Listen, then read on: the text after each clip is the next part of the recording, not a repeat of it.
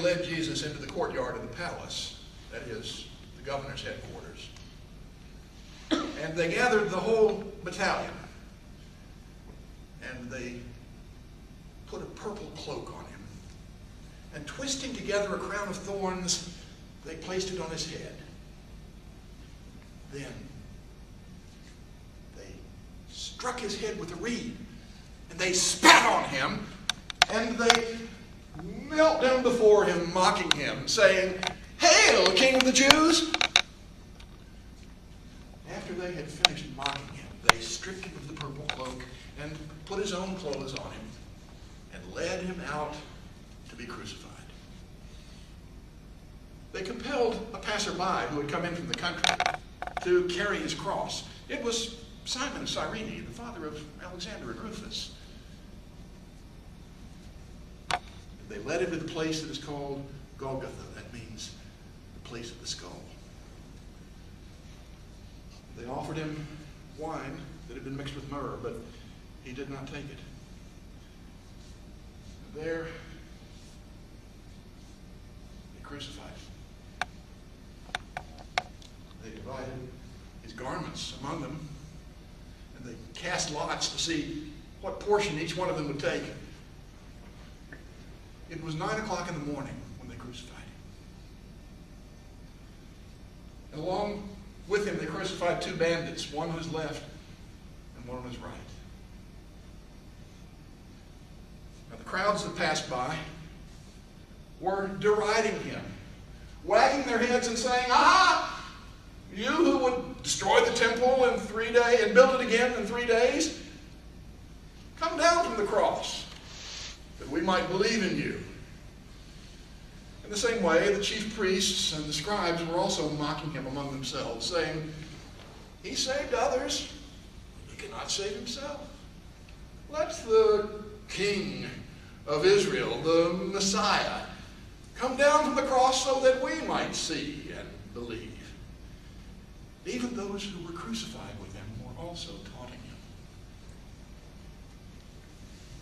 Now at noon, darkness came over the whole earth until 3 in the afternoon. And at 3 o'clock, Jesus cried out in a loud voice, "Eloi, Eloi, lama sabachthani?" That is, my God, why have you forsaken me?" Now, some of those who were standing by said, "Listen, he's calling for Elijah." And one of them took a sponge and dipped it in sour wine and put it on a stick and held it up to him, saying, "Let us see if Elijah will come and bring him down." Then Jesus uttered a loud cry and breathed his last. And the curtain of the temple was torn in two from top to the bottom.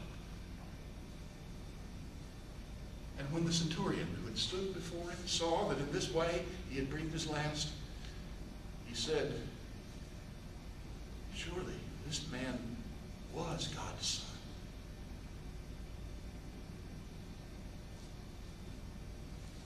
Some women were watching from a distance. Among them were Mary Magdalene and Mary the mother of James the Lesser, James the Younger, and Joseph, and Salome. These women had been with him in Galilee. They had provided for him out of their means. They and many other women had come with him when he came up to Jerusalem.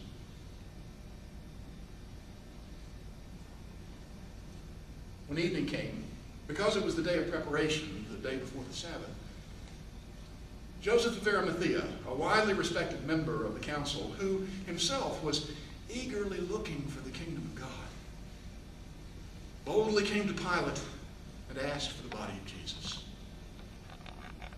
Pilate was surprised to hear that he was already dead. And summoning the centurion, he demanded to know if he had been dead for some time. And when he was told by the centurion that he was dead, he granted the body to Joseph. Joseph bought a linen cloth, and taking the body down from the cross, he wrapped the body of Jesus in it,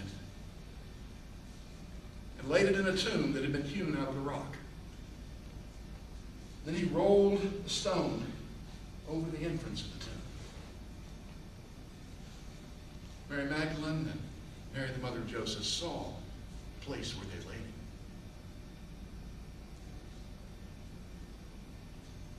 And when the Sabbath was over, Mary Magdalene and Mary, the mother of James, and Salome bought spices so that they might anoint him. And on the first day of the week, very early after the sun had risen, they came to the tomb, saying to one another, "Who will roll the stone away from us from the entrance of the tomb?" But when they arrived, they saw that the stone, which was very large, had been rolled away from the tomb. And going in, they saw a young man sitting there wearing a white robe. And they were astonished. But he said to them, "Why are you astonished? You're looking for Jesus of Nazareth who was crucified. He has been raised. He is not here. Here's the place where they laid him. But go and tell his disciples and Peter that he's gone before them to Galilee, and there they will see him just as he told them." So the women ran from the tomb, for they were trembling with terror and with amazement.